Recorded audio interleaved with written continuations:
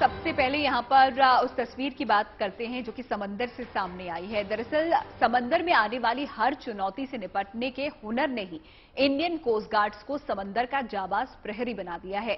अब बात चाहे सरहदों की सुरक्षा की हो या फिर समंदर में फंसे लोगों के रेस्क्यू की, कोस्ट गार्ड्स के पास हर मुश्किल हालात से निपटने की काबिलियत होती है और यही काबिलियत दिखी कोस्ट गार्ड्स के सर्च एंड रेस्क्यू एक्सरसाइज में। देखिए इस एक्सरसाइज की कुछ हैरत अंगेज तस्वीरें।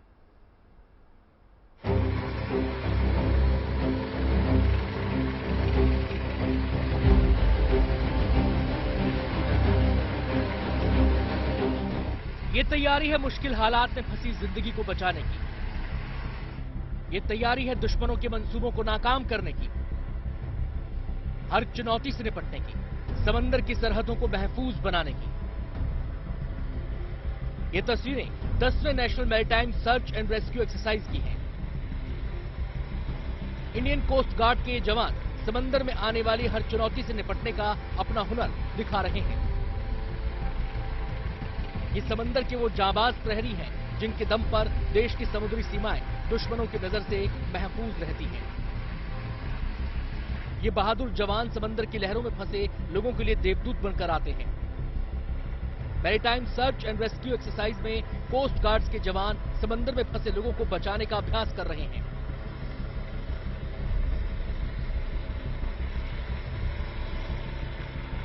इंडियन कोस्ट गार्ड्स के जवान हर मुश्किल हालात से निपटने के लिए कमर कस रहे हैं। ये जवान जानते हैं कि समंदर में चुनौतियां किसी भी शक्ल में आ सकती हैं। अगर पलक झपकते एक्शन ना लिया जाए तो लोगों की जान मुसीबत में आ सकती है। अपनी तैयारियों को परखने के लिए कोस्ट गार्ड्स के जवान किसी विमान के समंदर में गिरने की सूरत में रेस्क्यू ऑपरेशन का अभ्यास कर रहे हैं। अगर आपात स्थिति में कोई विमान समंदर में उतरा या फिर क्रैश हुआ तो ऐसे हालात में विमान के मुसाफिरों को बचाना बहुत बड़ी चुनौती होती है। इस रेस्क्यू के अभ्यास के लिए कोस्ट गार्ड्स ने विमान के आकार की एक डमी को समंदर में डाल दिया। आपात स्थिति का अलर्ट आते ही कोस्ट गार्ड्स के शिप हादसे वाली लोकेशन पर पहुंच जाते हैं। कई हाई स्पीड बोट फौरन लोकेशन के इर्द गिर्द घूमने लगती हैं।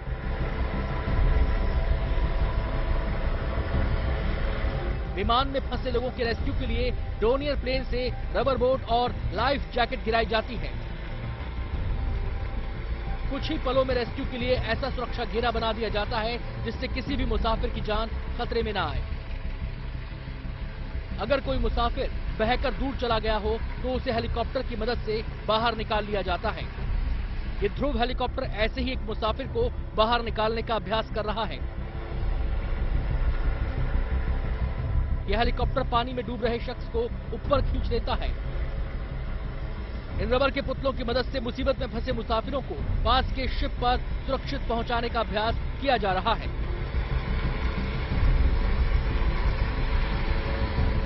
कोस्ट गार्ड्स को अगर किसी भी शख्स के समंदर में फंसे होने की खबर मिलती है तो रेस्क्यू टीम फौरन एक्शन में आ जाती है। समंदर में फंसे शख्स की लोकेशन का पता चलते ही कोस्ट गार्ड्स के हेलीकॉप्टर उस लोकेशन पर पहुंच जाते हैं। इसके बाद शुरू हो जाता है मिशन जिंदगी।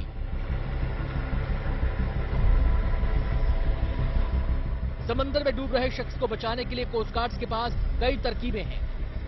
कोस्ट गार्ड्स के हेलीकॉप्टर डूबते शख्स की तरफ रस्सी से एक बास्केट लटकाते हैं। इस बास्केट में इतनी जगह होती है कि कोई भी शख्स इसमें आसानी से बैठ सकता है। बास्केट में हर तरफ रबर जैकेट लगे होते हैं जिससे ये बास्केट समंदर में डूब नहीं सकती। बास्केट में बैठे शख्स को कोस्ट गार्ड्स के हेलीकॉप्टर ऊपर खींच लेते हैं। इस अभ्यास के दौरान कोस्ट गार्ड्स ने साबित कर दिया कि ये जवान चंद मिनटों में ही इस रेस्क्यू को अंजाम दे सकते हैं। इस अभ्यास का मकसद यही है, अगर वाकई में कभी ऐसा हादसा हुआ तो इस हादसे से सभी मुसाफिरों को सुरक्षित बचा लिया जाए। चेन्नई से प्रमोद के साथ bureau report, good news today. तो अगर समंदर में कोई बड़ा जहाज मुसीबत में फंस जाए, इस जहाज पे कई लोग सवार हों, जहाज में आग लग जाए या फिर तूफानी लहरें जहाज को तबाह कर रही हों, तो ऐसे मुश्किल हालात से निपटने में भी कोस्ट गार्ड्स का कोई मुकाबला नहीं। चंद मिनटों में लहरों के जाबाज मुसीबत में फंसे लोगों को महफूज ठिकानों तक पहुंचा सकते हैं। देखिए आप भी।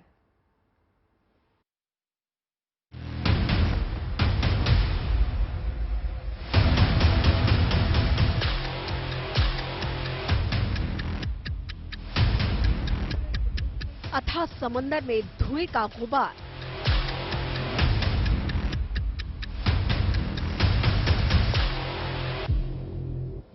समंदर में तैरते शिप में आग।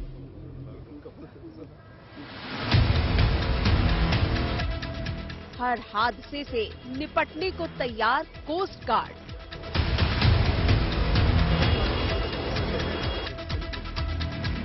ये धुआं तो असली है, लेकिन ये कोई हादसा नहीं है। Maritime search and rescue exercise के तहत कोस्ट गार्ड के जवान समंदर में होने वाले हादसों से निपटने का अभ्यास कर रहे हैं। अगर समंदर में तैरते किसी बड़े शिप पर आग लग जाए तो ऐसे हालात से निपटने के हुनर को परखा जा रहा है।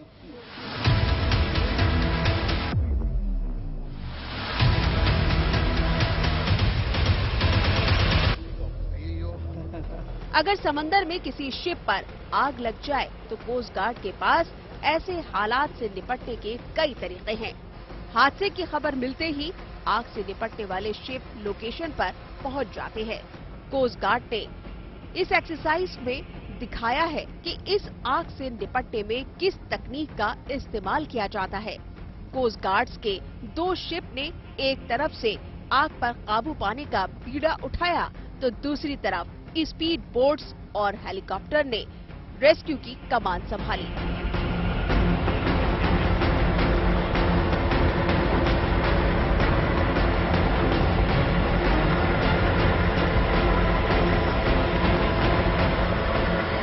आग कितनी बड़ी है ये जानने के लिए और इससे निपटने की रणनीति बनाने के लिए ड्रोन का इस्तेमाल भी किया जाता है।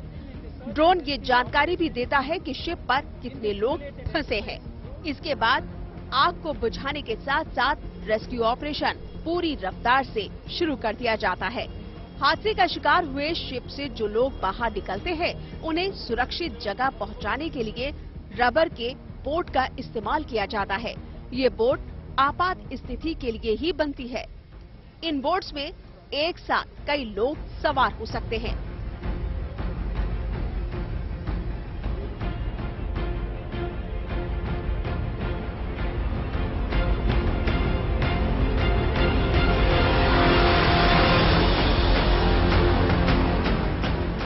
इसके अलावा अगर कोई शख्स हादसे वाली जगह से दूर पहुंच जाता है तो उसे बचाने के लिए रोबोट से चलने वाली इस छोटी सी रबर बोट का इस्तेमाल किया जाता है।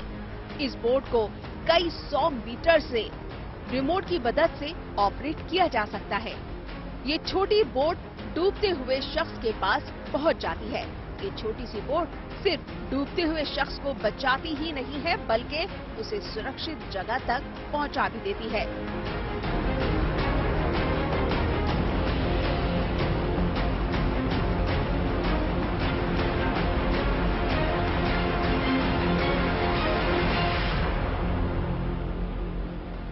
हादसे की सूरत में इस चेतक हेलीकॉप्टर से डूबते शख्स को बचाने का अभ्यास भी किया गया है। चेतक हेलीकॉप्टर बरसों से कोस्ट गार्ड्स के सबसे भरोसेमंद हेलीकॉप्टर रहे हैं।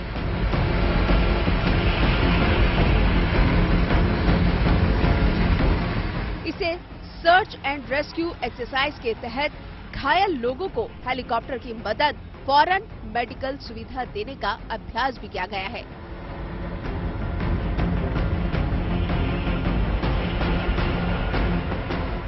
इस सर्च एंड रेस्क्यू एक्सरसाइज के तहत घायल लोगों को हेलीकॉप्टर की मदद से फौरन मेडिकल सुविधा देने का अभ्यास भी किया गया।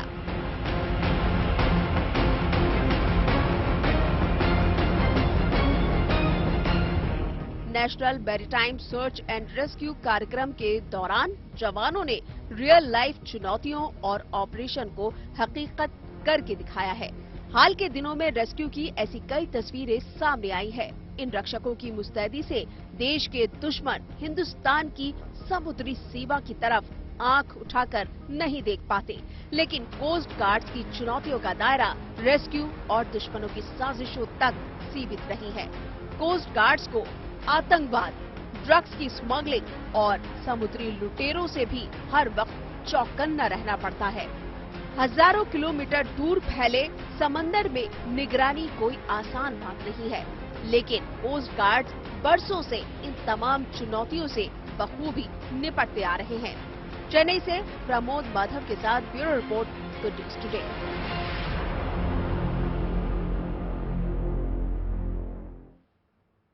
तो कोस्ट गार्ड्स हो या आर्मी, नेवी हो या एयरफोर्स, भारतीय सेना हर मुश्किल घड़ी में अपना फर्ज निभाने से चूकती नहीं है। सेना न सिर्फ सरहद की हिफाजत का जिम्मा उठा रही है, बल्कि मुसीबत में लोगों के साथ हर तरह से खड़ी है।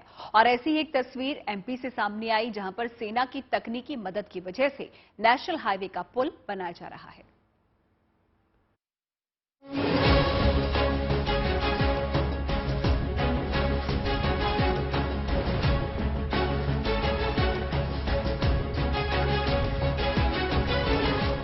लहरों के बीच गुजरते इन बाइक सवारों और कार वालों पर गौर से निगाह डालिए। इनके चेहरों पर पसरे खौफ को महसूस कर पाना आसान नहीं है, क्योंकि जरूरत को इन्होंने आदत जो बना लिया है। आदत और जरूरत से संतुलन बिठाने की वजह इनके अपने रोजमर्रा के काम हैं, जो इन्हें इस जलधारा के बीच से गुजरने को मजबूर करते हैं।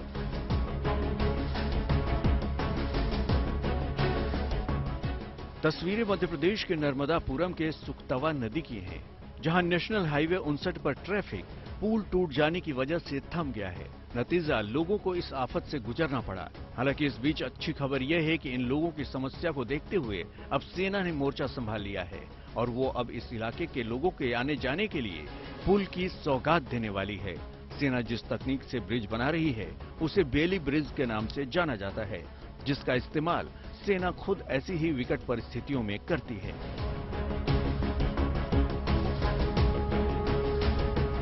बकौल प्रशासन जो पुल टूटा है वो तकरीबन 150 साल पुराना है और अब जिस बेली ब्रिज को सेना बना रही है उसमें महज 1 करोड़ रुपए खर्च किए जा रहे हैं। ये ब्रिज 93 फीट लंबा और 10.50 फीट चौड़ा होगा। इतना ही नहीं, ये पुल 40 टन क्षमता का भार उठाने में सक्षम होगा। इससे ज्यादा भारी गाड़ियां इस पुल से नहीं गुजर सकेंगी।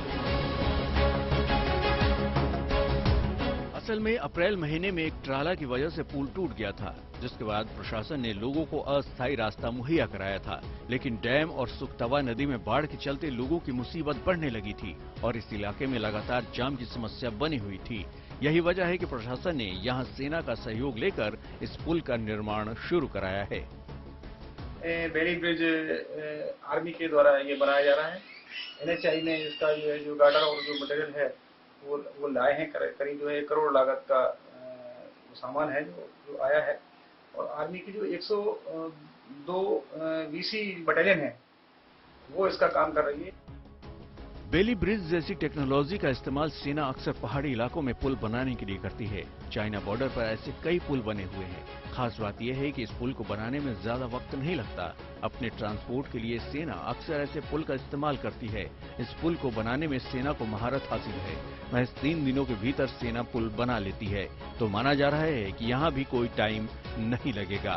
Bureau report, good news today.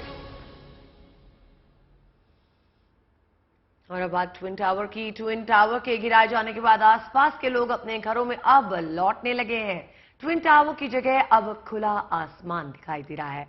नीचे पड़े मलबे के ढेर के सामने सेल्फी लेने की होड़ लग गई है। देखिए अभी।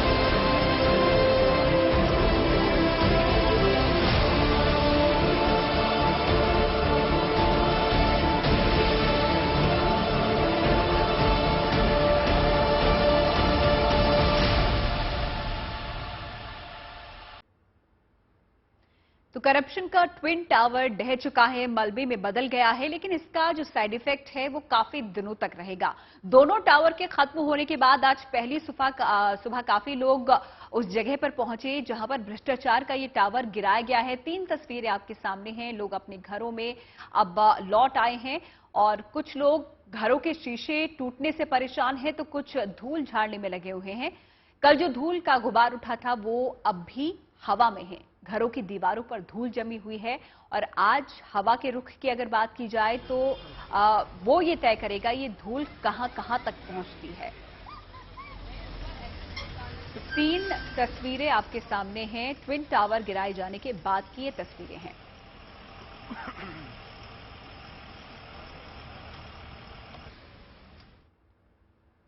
तो भ्रष्टाचार का ट्विन टावर अब गिर चुका है, लेकिन लोगों को राहत तब मिलेगी जब ये मलबा हटेगा और ये मिट्टी छटेगी। वैसे आज घरों में पहुंच रहे लोगों से और साइट पर मौजूद लोगों से हमने बातचीत की और सुनिए इन लोगों का क्या कहना था। बड़ी खूबसूरती से और बड़े सक्सेसफुल तरीके से इन लोगों ने इस काम को अंजाम दिया। हम लोग यहाँ पे 2019 में शिफ्ट हुए थे और जब शिफ्ट हुए तो यही हुआ था कि भाई ये वाले टावर्स की वजह से काफ़ी यहाँ पे धूप और बाकी चीज़ों को लेकर परेशानी थी। स्पेशली जो एस्टर 1 एस्टर 2 के लोग हैं उनके लिए तो रहना दुश्वार था। पिछले 8-10 साल से वो इस जंग को लड़ रहे थे काफ़ी टाइम से। आज उनके लिए एक ये नया, आप कहेंगे कि एक नया सवेरा उनके लिए आया, नया सनलाइट उनके लिए आई है यहाँ पे। सच हमको कोई परेशानी नहीं हुई बिकॉज ये सब बहुत ही अच्छे तरीके से एक्यूरेसी के साथ प्लान था और मैं पासनाथ प्रेस्टीज में रहता हूँ। हम लोगों ने नेबरिंग सोसाइटी से एटीएस और सुपरटेक से काफ़ी सारे लोगों को अपने यहाँ एकोमोडेट किया हुआ था, उनके लंच का इंतजाम किया हुआ था, रहने का इंतजाम किया हुआ था और वो काफ़ी अच्छे से हम लोग कर पाए मैनेज। और एडिफिस इंजीनियरिंग ने जो भी प्रॉमिस किया था और जो भी बोला था वो उसके हिसाब उनके प्लान के हिसाब से हुआ सारा कुछ और वी आर वेरी हैप्पी। मेरे को परेशानी सिर्फ यही हुई कि डस्ट की दिक्कत थी। डर तो था ही था कि घर में कोई नुकसान होगा, लेकिन तो हमारा टावर थोड़ा सा पीछे पड़ता है तो धूल तो बहुत आई है। लेकिन हम रात को 12:30 बजे लौटे तो हमारे सोसाइटी वालों ने, BRTB वालों ने सफाई काफी कुछ जो वो करा सकते थे उन्होंने कराई है। बहुत बड़ी उपलब्धि है ये, जो इतने रेजिडेंशियल के बीच में इतना सफल जो इनका एक विस्फोट हुआ है। मतलब एक्सपेक्टेशन नहीं थी कि इतना सफल उससे वो होगा। बड़ा डर लगा हुआ था हम लोगों को कि भाई कैसे इस चीज को वो होगा। तो अब पर जो इनकी एक्टिविटी थी, जो इनका जो सिस्टम था वो बहुत कामयाब रहा। यहाँ पे सेफली इन्होंने ये किया तो अब हम आए हैं सुबह सुबह यही देखने के लिए। हम टीवी में देख रहे थे सब लोग बैठ के, तो बड़ा वो लग रहा था कि भाई देखो इतनी बड़ी बिल्डिंग ऐसे गिराई जा रही है, लेकिन ये जरूरी था। तो ट्विन टावर गिराए जाने के बाद लोगों का क्या रिएक्शन है ये तो आपने देख लिया है, लेकिन फिलहाल आज की जो स्थिति है उसके बारे में भी जान लेते हैं। हमारे साथ हमारे सहयोगी सुशांत मेहरा इस वक्त जुड़े हुए हैं, सीधा उनके पास चलते हैं। सुशांत, कल यहां पर टावर गिराया गया, ट्विन टावर को ध्वस्त किया गया और उसके बाद से हमने देखा जो प्रदूषण का लेवल है वो काफी बड़ा है और जो मलबा है वो अभी भी वहां पर है। सुबह से जिस तरीके की खबरें आ रही हैं, आप वहां पर मौजूद हैं, क्या कुछ आपने वहां पर देखा, लोगों से क्या रिएक्शन आपने लिए हैं? देखिए अदिति और रेखा, मैं आपको दोनों को बताना चाहूंगा कि कल जिस तरीके से ट्विन टावर पूरी तरीके से ध्वस्त हुआ, उसका मलबा सड़कों तक आ चुका था और उसके बाद से ही लगातार जो नोएडा की अथॉरिटी है जिनके ऊपर ये जिम्मा था कि इस पूरे डस्ट को क्लीन करना है, वो अभी भी लगातार जो है वो काम पर है। आप तस्वीरें देखेंगे कि किस तरीके से सुपर शकर मशीन जो है उनके जरिए जो सड़कों पर जो डस्ट के पार्टिकल्स हैं, जो मिट्टी है, उन सबको हटाने की कवायद जो है वो लगातार यहाँ पर की जा रही है। वाटर से स्प्रिंकलिंग की जा रही है, सड़कों को पूरी तरीके से साफ किया जा रहा है, क्योंकि जो डस्ट पार्टिकल्स हैं, क्योंकि हवा का रुख जैसे ही बढ़ता है उसके बाद ये डस्ट पार्टिकल उड़ते हैं, जो यहाँ पर रहने वाले लोगों के लिए सबसे बड़ी परेशानी का सबक जो है वो बना हुआ है। ऐसे में ही तमाम जो नोएडा अथॉरिटी है वो लगातार इस पूरे अभियान में जो है वो लगे हुए हैं। हालांकि ट्विन टावर के पास अगर मैं कैमरा पर्सन से कहूंगा कि वो अभिषेक तस्वीरें दिखाएं कि ट्विन टावर के पास अभी भी कई सारी जेसीबीज जो है वो खड़ी हुई हैं, क्योंकि अब से थोड़ी देर बाद जो है नोएडा अथॉरिटी की जो सीईओ हैं रितु महेश्वरी, पता चला है कि वो भी यहाँ पर आकर विजिट करेंगी। इस पूरे एरिया का इंस्पेक्शन किया जाएगा, उसके बाद यहाँ से इस मलबे को हटाने की कार्रवाई जो है वो शुरू हो जाएगी। वहीं दूसरी तरफ आपको तस्वीरें दिखाएंगे कि सुबह सुबह जो यहाँ के लोग रहने वाले थे सुपरटेक के अंदर, एटीएस के अंदर, वो लोग अब धीरे धीरे अपने घरों की तरफ पहुंचना जो है वो शुरू हुए हैं। काफी बड़ी संख्या में जो लोग हैं, क्योंकि लगभग अगर बात की जाए तो 7,000 के आसपास यहाँ पर लोग जो है वो रहते थे, वो अब यहाँ पर पहुंचना शुरू हो चुके हैं। अपने घरों को साफ सफाई कर रहे हैं, क्योंकि 3-3 इंच की मोटी परत जो है वो धूल की उनके घरों के अंदर जो है वो पूरी तरीके से बालकनीज और आसपास के एरिया के अंदर जो है वो नजर आ रही है। इसके अलावा अगर बात की जाए तो हालांकि उनके घरों के अंदर किसी प्रकार का कोई डैमेज जो है वो नहीं हुआ है। हमारे साथ लोग हैं, उनसे भी हम बातचीत करेंगे। आप घर पहुंचे हैं अपने, क्या कुछ परेशानियां जो है वो आपको देखी है? कब सुबह आए आप? हम लोग सुबह 7 बजे यहाँ आ गए थे और कल सुबह 28 तारीख को सुबह 7 बजे हम यहाँ से निकले थे। और सारा कुछ कवर करके गए थे सेफ्टी के पॉइंट ऑफ व्यू से कि किसी तरह की कोई प्रॉब्लम ना हो। और जब हम आए हैं तो हमें कोई भी तरह की कोई दिक्कत नहीं है, हमारा घर बिल्कुल सेफ है और हमें खुशी है कि जो ये ट्विन टावर गिरे हैं इससे सुपरटेक को बहुत बेनिफिट है। और पूरी सोसाइटी के सपोर्ट से, आरडब्ल्यू के सपोर्ट से हमने ये 2012 से 21 तक की ये लड़ाई लड़ी है और हमें आज 28 अगस्त को 2022 को हमें इसका बेनिफिट मिला है। चेहरे पर खुशी भी जो है उनके चेहरे पर साफ तौर पर नजर आ रही है। एक लंबी लड़ाई आप सब लोगों ने लड़ी, उसका फल जो है वो बिल्कुल बिल्कुल और पूरा सपोर्ट रेजिडेंट्स का, आरडब्ल्यूए का, हर मेंबर का रहा है और बहुत मेहनत से ये लड़ी है और भ्रष्टाचार सफलता जो है वो हाथ लगी है। अदिति, और मैं आपको ये भी बताना चाहूंगा कि बेशक जो कि ट्विन टावर के जस्ट बगल के अंदर अगर बात की जाए तो ये एस्टर 1 और एस्टर 2 के ये टावर थे जिन पर सबसे ज्यादा खतरा था, लेकिन इनमें किसी भी प्रकार की कोई दिक्कत, कोई परेशानी जो है वो नजर नहीं आई। किसी प्रकार का कोई डैमेज जो है वो यहाँ पर नहीं हुआ है। हालांकि धूल मिट्टी जो है वो काफी हद तक इनके बैल्कनीज और इनके घरों के अंदर जरूर पहुंची है। इसके अलावा अगर बात की जाए क्या वहाँ पे कोई टावर है जहाँ पर कुछ डैमेजेस जो है वो हुए हैं। सुशांत, ये बताइए कि मिट्टी, धूल, लोग कह रहे हैं सब सेफ है, सबकी मर्जी से हुआ, आरडब्ल्यूए का पूरा जो था सहायता की इस निष्कर्ष पर पहुंचने के लिए कि ट्विन टावर्स गिरा देने चाहिए। लेकिन ये बताइए क्या कोई कैजुअलिटी की खबर है? क्या कोई लोग या कोई जानवर, कोई ऐसी खबर कि कोई आहत हुआ हो? नहीं, देखिए अभी तक इस प्रकार की कोई भी खबर जो है वो सामने नहीं आई है। किसी प्रकार की कोई कैजुअलिटी किसी के साथ भी जो है वो नजर नहीं आई है। अथॉरिटी लगातार संपर्क में थी क्योंकि जब ये पूरा इंसिडेंट हुआ उसके बाद खुद इलाके के जो नोएडा के जो है वो सीपी यहाँ पर नजर बना के रखे हुए थे। इंस्टेंट कमांड सेंटर जो है वो बनाया गया था अगर कोई दिक्कत आती, क्योंकि जब यहाँ पर इवैक्यूएशन हुआ तकरीबन 7:30 बजे सुबह मॉर्निंग के अंदर इवैक्यूएशन हुआ था और एक एक फ्लैट को, एक एक कोने को जो है वो बिल्कुल पहले से ही इस बात को सुनिश्चित किया गया था सुशांत की किसी तरीके की कोई कैजुअलिटी ना हो। प्रशासन की तरफ से सुबह 7 बजे ही लोगों को वहां से हटा दिया गया था और आखिरी मोमेंट तक यहां पर यही सुनिश्चित किया गया कि कोई भी उस एरिया में ना हो जहां पर ब्लास्टिंग की जाए। बहुत बहुत शुक्रिया सुशांत, जुड़े आप हमारे साथ और ये तमाम जानकारियां आपने हमारे साथ शेयर की।